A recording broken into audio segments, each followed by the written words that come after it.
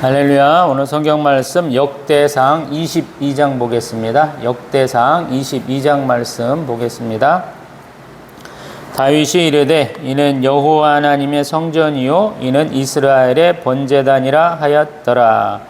다윗이 명령하여 이스라엘 땅에 거류하는 이방 사람을 모으고 속수를 시켜 하나님의 성전을 건축할 돌을 다듬게 하고, 다윗이 또 문짝 못과 거멀못에 쓸 철을 많이 준비하고, 또 무게를 달 수 없을 만큼 심이 많은 놋을 준비하고, 또 백향목을 무수히 준비하였으니 이는 시돈 사람과 두로 사람의 백향목을 다윗에게로 많이 수운하여 왔음이라.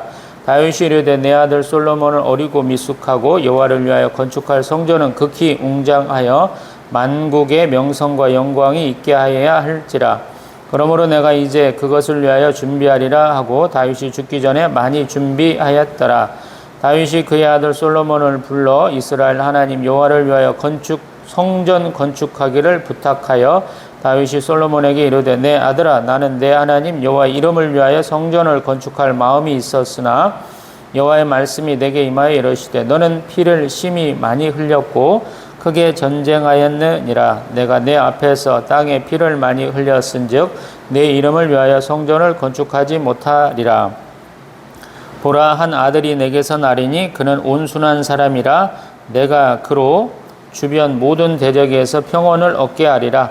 그의 이름을 솔로몬이라 하리니 이는 내가 그의 생전에 평안과 한일함을 이스라엘에게 줄 것임이니라. 그가 내 이름을 위하여 성전을 건축할지라. 그는 내 아들이 되고 나는 그의 아버지가 되어 그 나라 왕위를 이스라엘 위에 굳게 세워 영원까지 이르게 하리라 하셨나니 이제 내 아들아, 여호와께서 너와 함께 계시기를 원하며 내가 형통하여 여호와께서 내게 대하여 말씀하신 대로 내 하나님 여호와의 성전을 건축하며 여호와께서 내게 지혜와 총명을 주사 내게 이스라엘을 다스리게 하시고 내 하나님 여호와의 율법을 지키게 하시기를 더욱 원하노라.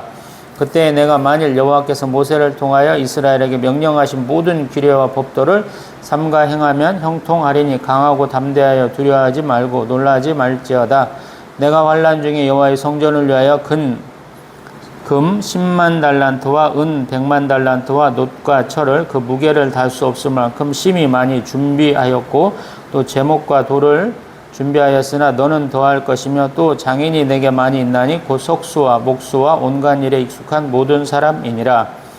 금과 은과 놋과 철이 무수하니 너는 일어나 일하라.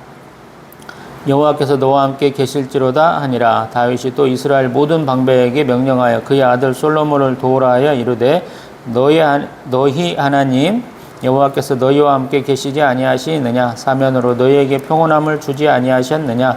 이 땅 주민을 내 손에 넘기사 이 땅으로 여호와와 그의 백성 앞에 복종하게 하셨나니 이제 너희는 마음과 뜻을 바쳐서 너희 하나님 여호와를 구하라. 그리고 일어나서 여호와 하나님의 성전을 건축하고 여호와의 언약궤와 하나님의 성전의 기물을 가져다가 여호와의 이름을 위하여 건축한 성전에 드리게 하라 하였더라.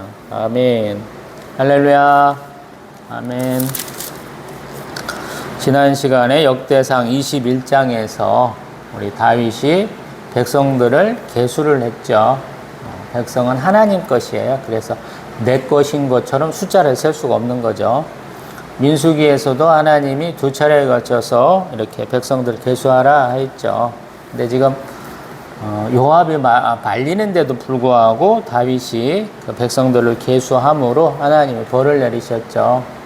그래서 3년 기근이나 3개월 쫓겨다니는 것이나 3일 전염병이거나 구하지 못했었는데 다윗이 세 가지 선택 중에서 사람한테 쫓겨다니는 건 싫어요. 그래서 우리 3일 전염병이 임했는데 무려 7만 명이나 죽었고, 또 자기의 눈앞에 예루살렘 성을 향해서 손을 편 천사를 보고는 회개를 했죠.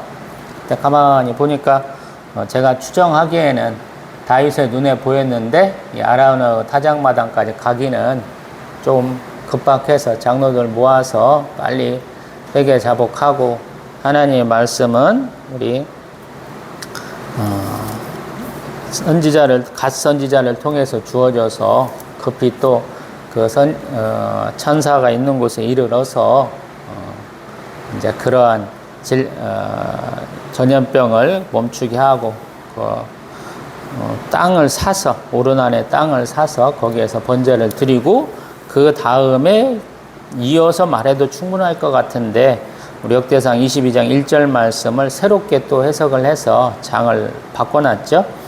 다윗이 뭐라고 그랬냐면 여호와 하나님의 성전이요 이는 이스라엘의 번제단이라 하였다라는 거예요. 왜냐하면 하늘로부터 이렇게 불이 임해서 다윗이 드린 이 번제와 화목제를 받으셨거든요. 그래서 이것은 충분히 하나님이 말씀하신 곳이다. 그래서 이제 여태까지는 기본 상당히 여호와의 언약궤를 모시는 곳이 되었는데 이제 준비해보자 했다는 거예요. 근데 우리가 잘 알다시피 다윗은 성전 건축하지 못하게 되었죠. 왜냐하면 자기가 예루살렘 성에 거주하다 보니까 또 백향목궁에 거주하다 보니까 하나님을 위해서 성전을 건축하고 싶어요 라고 역대상 17장 우리 사무엘하 7장에서 말씀드렸는데 곁에 있는 나단 선지자도 다윗을 잘 아니까 충분히 하나님 허락하실 것 같다 그랬는데 사실은 하나님 허락하시지 않았죠. 자기 다윗에게 내가 너를 목자에서부터 불러 올렸다라는 말씀을 하시면서 그의 자손을 세워서 왕이 되게 하고 그 왕조가 계속되게 하겠다라고 약속까지 하면서도 성전 건축은 하지 마. 역대 사사로부터 그런 얘기 한 적이 없어 라고 말씀했거든요.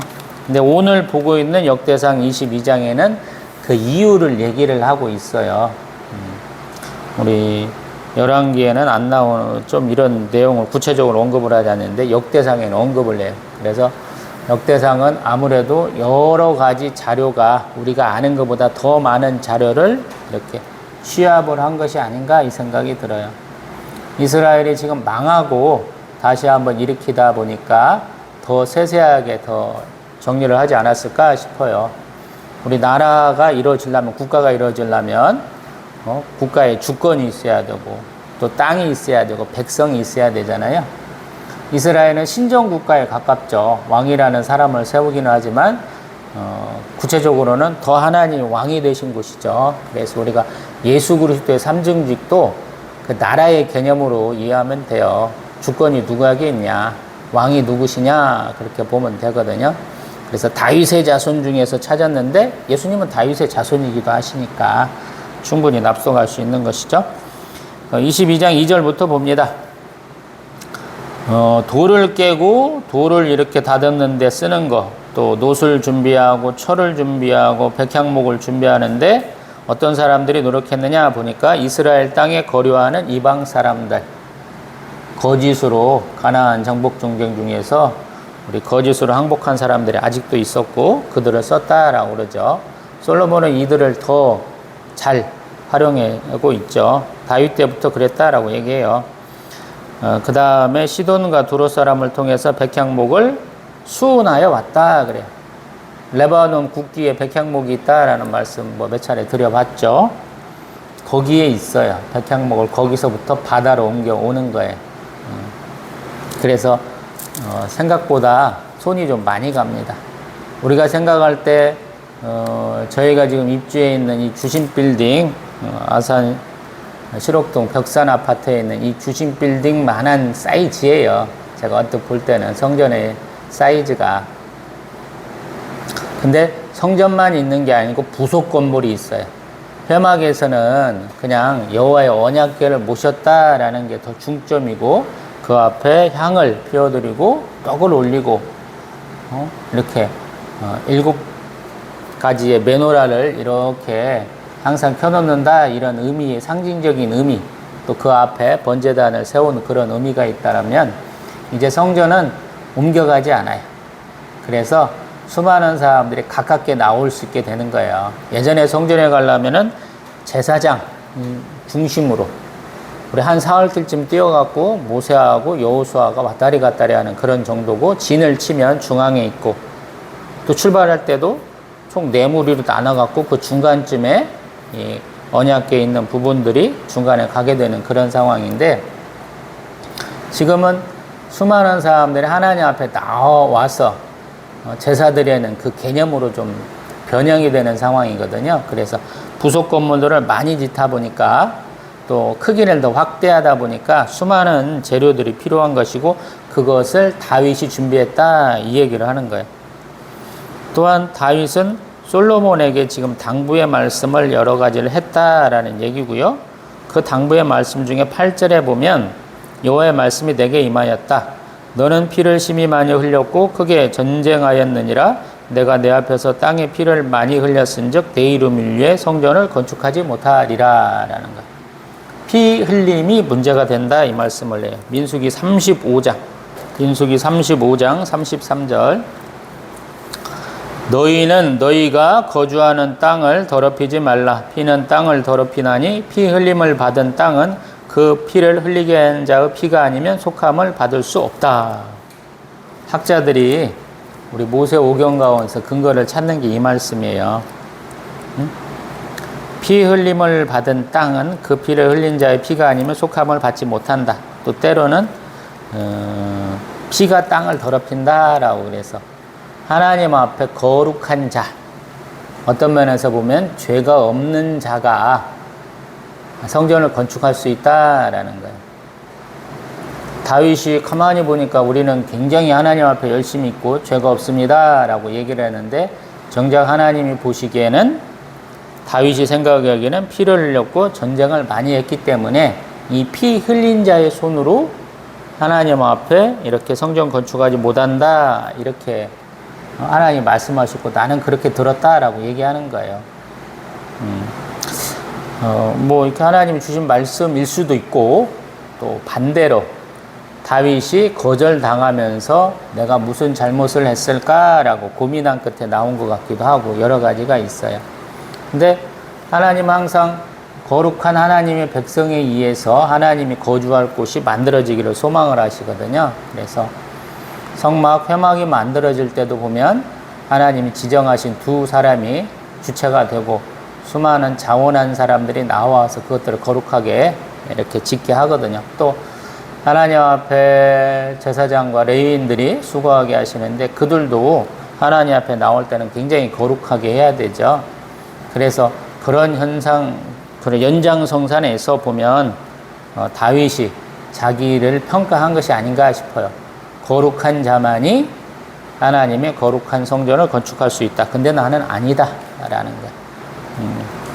그러면서 하나님이 택하신 자 솔로몬에 대한 평가를 9절을 얘기를 해요. 그는 온순한 사람이다. 그래서 전쟁하는 건 아니었어. 그래서 대적에게서 평안을 얻게 하신다. 또 이름 조체가 솔로몬, 평안이라는 표현이 있다. 그리고 그의 생전에 평안과 안일함이 이스라엘에게 있다라고 얘기를 하는 겁니다. 그래서 그렇게 되는 거예요.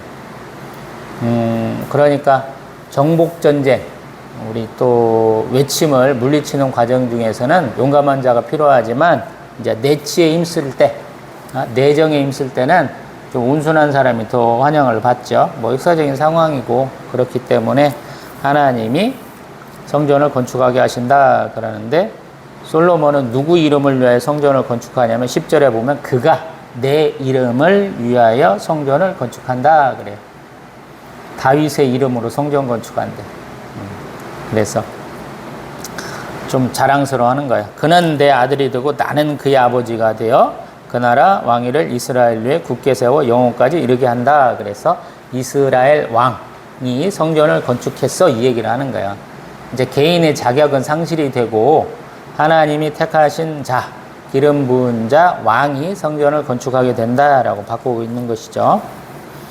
그 다음에 아들에 대한 당부의 말씀을 조금 더 하고요. 그 다음에 14절 이하로 보면 준비한 것들이 있어요. 금이 10만 달란트. 현재 톤수로 오면 3,400톤 정도. 어마어마한 양이죠. 웬만한 나라의 금 보유고에 해당하는. 그 다음에 은은 100만 달란트. 34,000톤. 어마어마하죠. 그 다음에 녹과철도 많이 준비했다. 또 제목과 돌도 많이 준비했다. 또 장인이 많이 이렇게 모여왔다. 그러면서 석수, 목수, 또 여러 가지 익숙한 사람들 많았다. 또 당부의 말로 너는 일어나 일하라 여호와께서 너와 함께 계실 것이다 라고 축복의 말씀을 해주고 있고요. 또 솔로몬에게만 맡긴 게 아니고 자신의 모든 관리들에게, 이스라엘 모든 방백들에게 솔로몬 좀 도와줘, 이렇게 얘기한다라는 거예요. 그래야 하나님이 너희에게 평안함 주시지 않느냐. 또 19절에 보면 적당히 짓는 게 아니고 마음과 뜻을 바쳐서 너희 하나님 여호와를 구하라. 그리고 일어나서 여호와의 하나님의 성전을 건축하고 여호와의 언약궤와 하나님의 성전의 기물을 가져다가 여호와의 이름을 위하여 건축한 성전에 드리게 하라라고 당부했다라는 거예요.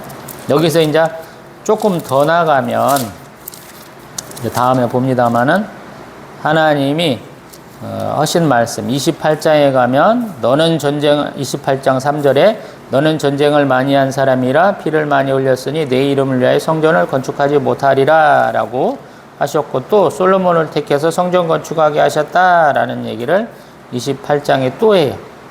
그리고 거기에 나오는 말씀이 조금 특이한 게 28장 11절에 보면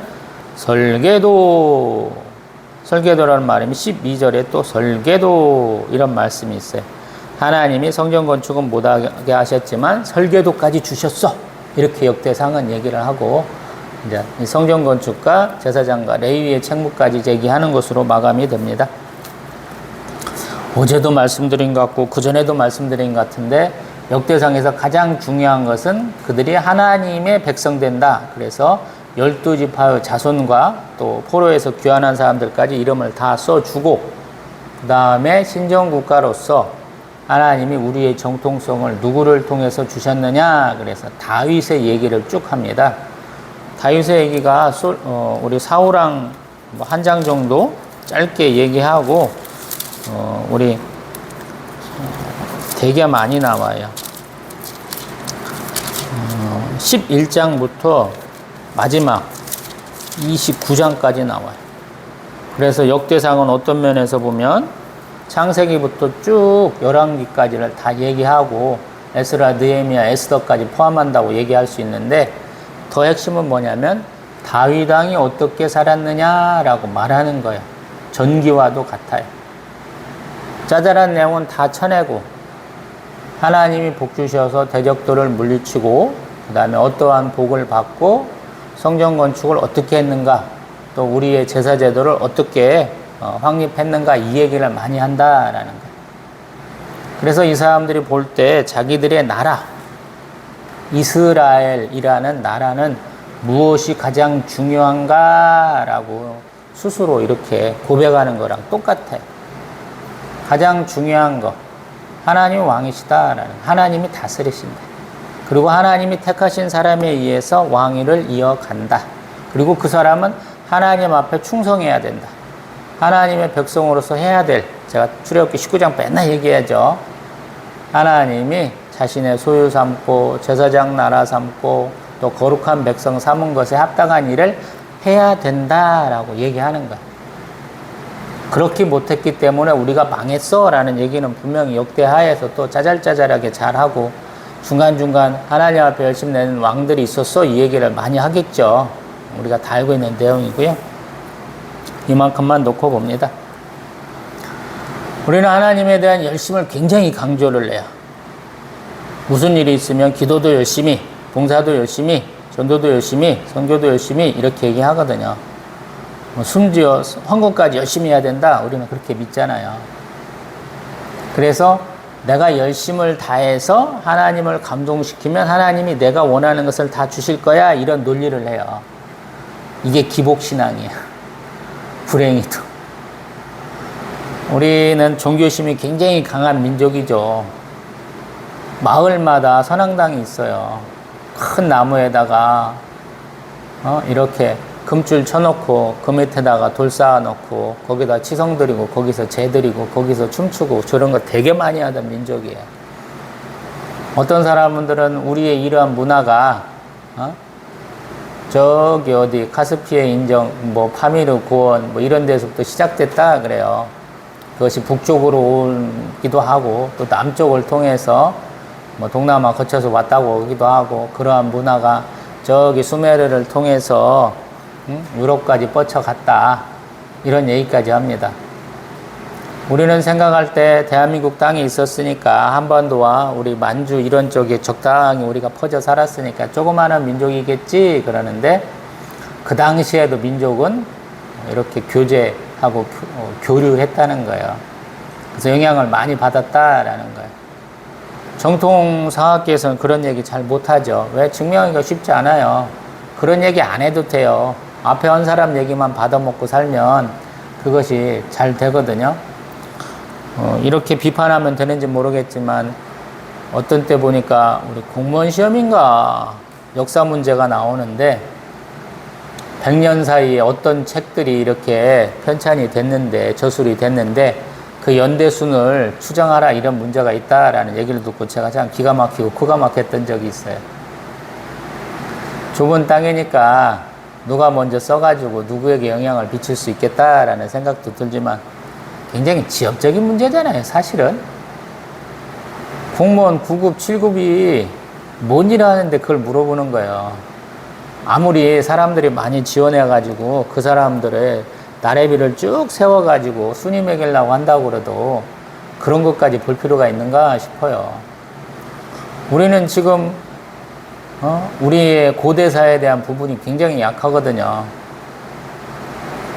우리 한반도에 살았던 우리의 조상들이 만주와 저기 뭐 연해주까지도 가시고 지금의 몽골 땅도 넘어가지고 러시아 저기까지도 다 간다고 그러는데 그러한 연구 하나도 못하고 있는데 그냥 일본 놈들한테 기웃거리고 서양 놈들한테 기웃기웃거리면서 그들이 더 던져주는 논리대로 살고 있다라는 생각을 하니까 더 암담하더라고요.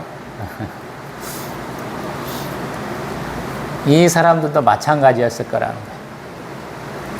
항상 강대국은 조그마한 나라의 역사를 부정을 합니다. 그들의 종교도 무시하고 그들의 삶도 이렇게 깎아내려요. 그래서 버티기가 쉽지 않은 거예요. 우리 느헤미야 총독이 온 이유가 뭡니까? 3차 포로기한 다음에 그가 포로기한 할 때가 140년쯤 지났을 때예요. 그가 잘 해봐야 이민 2세대예요. 느헤미야 총독이. 잘하면 아마 3세대급 갔을 거예요. 처음에 잡혀갔던 사람의 손주 정도 되는 사람이었을 거라고요. 그가 왕성하게 활동하는 거 보면 저희들 되게 40에서 50대를 인생의 황금기라고 얘기하는 것 같아요. 로마의 군단도 가만히 이렇게 보면 10대 애들은 앞에 가서 막 이렇게 부추기고 막 가서 조롱하고 도발하는 역할들을 많이 하고요. 방패를 그냥 딱 들고 1m 남짓한 글라디우스를 두고 어떤 중추적인 역할을 하는 사람이 30대 이상입니다. 굉장히 원숙한 사람들이에요. 전투에 한 10년 이상 한 사람들. 40대까지도 가거든요. 나이를 먹으면서 반응은 늦지만 버티는 능력은 많잖아요. 제가 벌써 50대 중반을 향해서 가고 있기 때문에 드리는 말씀인지는 모르겠는데 근력은 약간 떨어져도 대처하는 능력이 있죠. 이스라엘도 그러한 것 같아요. 망해가지고 자기들이 하고 있는 정체성이 쉽게 되지 않는 것이거든요. 지금 망한 지 70년 만에 성전 건축이 됐어요. 근데 성전 건축한 걸로는 모든 것이 이루어지지 않는 거예요. 성전에서 봉사할 사람도 많지 않고 그들의 율법은 많이 잊혀진 거예요. 우리 요시야 왕이 마지막 힘을 낸 것이죠. 히스기야 왕의 손주. 근데 그조차도 성전 수리하다가 보니까 나온 율법책 하나를 제대로 해석을 못해요. 그래서 어려운 거죠. 율법이 계속 연구되고 그것이 조금 더 실생활에 많이 적용되고 그런다면 사람들이 그렇게까지 어렵지 않았을 거예요. 그래서 그가 요시야 왕이 남북 이스라엘에 있는 우리 우상 숭배의 제단들을 싹 털어버리잖아요. 산당을 다 없앴다라고 표현을 하잖아요. 근데 그걸로도 안 된다라는 거예요. 그래서 우리가 섬겨야 될 하나님, 우리가 가장 중요하게 여기에는 예루살렘 성전에 대한 그들이 항상 시오니즘이라고 부르는 것의 원조를 지금 보여주는 거거든요. 그래서 이렇게 세세한 상황을 다 쓰고 또 그러한 것의 원조에 해당하는 다윗왕에 대한 얘기를 하는 거예요. 우리는 그냥 왕의 얘기를 써놨어 이렇게 듣지만 역대의 개념은 왕이 아니에요. 거의 제사장과 같은 동급으로 여겨요. 왜 그러냐면 하나님 앞에 우리가 하나님의 백성됨, 제사장 나라가 되기 위해서 중요한 게 무엇일까를 항상 파헤치는 것 같거든요. 노력하는 것 같아요. 제 개인적인 생각일 수도 있어요. 이것에 대한 가중점을 더 두고 제가 얘기를 하잖아요. 오늘 그런 거예요. 내가 열심히 있었어요. 하나님의 도우심으로 정말로 우리 나단 선지자를 통해서 들었던 것처럼 갓 선지자를 통해서 들었던 것처럼 하나님 앞에 은혜도 받고 하나님 앞에 꾸중도 받고 다 그랬어요. 근데 자기가 이렇게 지위가 올라오다 보니까 하나님에 대한 그 감사를 못 표했다라는 거예요. 근데 하나님의 생각은 다르다라는 거예요. 피를 많이 흘렸으니까 성전 건축은 안 돼라는 거예요. 이 부분이 좀 아마 굉장히 그에게는 충격이었을 거예요. 아니 하나님에 대한 열심이 나만큼 큰 사람이 있을까라는 거예요. 사울왕의 적통을 이을 사람이 다윗왕밖에 없다 그러거든요. 왕위도 다 이었어. 제사장들, 노베에 있는 제사장들 85명 죽었을 때 도망한 사람을 내가 보호를 했어. 그를 데리고 왔어. 이런 다양한 생각들을 했을 거 아니야. 근데 하나님은 정통성을 거기에 주지 않는다라는 거예요. 그래서 생각을 해봐야 돼. 내가 피 흘린 자인지 많이 다툰 자인지, 이 피 흘리면은 전쟁의 승리도 포함되어 있겠지만 다윗에게는 아픈 가정사도 있고 치정사건도 있고 온갖 일들이 다 있잖아요. 사울왕의 목숨은 그렇게 잘 빼앗으려고 하지 않았지만 다른 부분에서도 그런 게 많았느냐라고 반성하게 하잖아요. 그거보다 더 중요한 건 뭐냐면 저는 그런 생각을 해요. 내가 생각하는 것과 전혀 다른 하나님의 응답을 받았을 때, 하나님의 명령을 받았을 때 우리는 어떻게 해야 됩니까? 라는 거. 순종해야 되고 충성해야 돼요. 나를 바꿔나가야 되는 거예요. 그것을 위해서 노력하면 되는 것이 아니다라는 거예요. 근데 다윗왕은 오히려 그것에 조금 대비를 해주는 것 같아요. 나는 안 되지만 너는 된다니까 내가 한 손 보태줄게 라고 그러는데 그 한 손이 아니고 한 9손쯤 보태주는 것 같아요. 아들은 그냥 하나만 하면 되는 정도로 열심을 내는 것 같아요.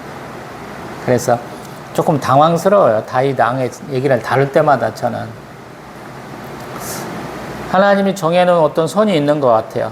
근데 다윗 왕은 위험하게 계속 그 선을 넘으려고 그러는 것 같아요. 하나님이 말리셔갖고 안전하게 가운데쯤으로 가게 해. 그럼 가운데 쪽으로 오면 그 길로 쭉 가면 되는데 갑자기 또 왼쪽에 갔던 사람이 오른쪽으로 또 쭉 이렇게 옮겨가는 것 같아요. 근데 또 가니까 또 하나님 가운데로 가 이렇게 만들어갖고 다윗 왕이 좀 이렇게 좌우로 왔다 갔다 하면서도 그 안을 걷는 것 같은 느낌이거든요.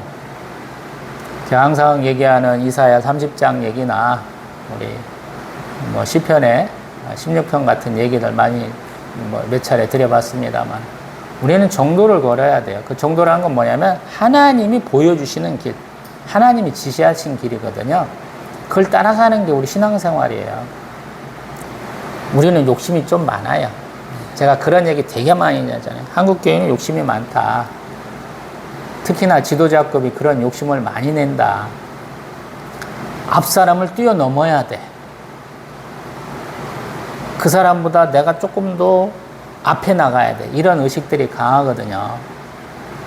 맞기도 해요. 어떤 면에서.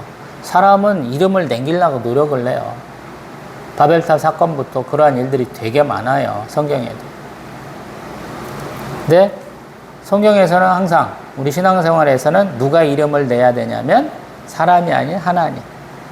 하나님이 높임을 받아야 돼. 그것을 읽는 순간 굉장히 자기를 위해서 노력하는 게 돼. 그래서 그게 안 된다는 거예요. 아마 피 흘림도 얘기하고 하나님이 다윗에게 직접적으로 거절의 의사를 밝힌 것도 가만히 보면 이런 것들은 다윗의 이름보다는 하나님을 경외하도록 하나님의 영광을 이렇게 얘기하도록 하신 것이 아닌가 싶기도 해요. 우리는 지성을 가졌어요. 이성을 가졌어요.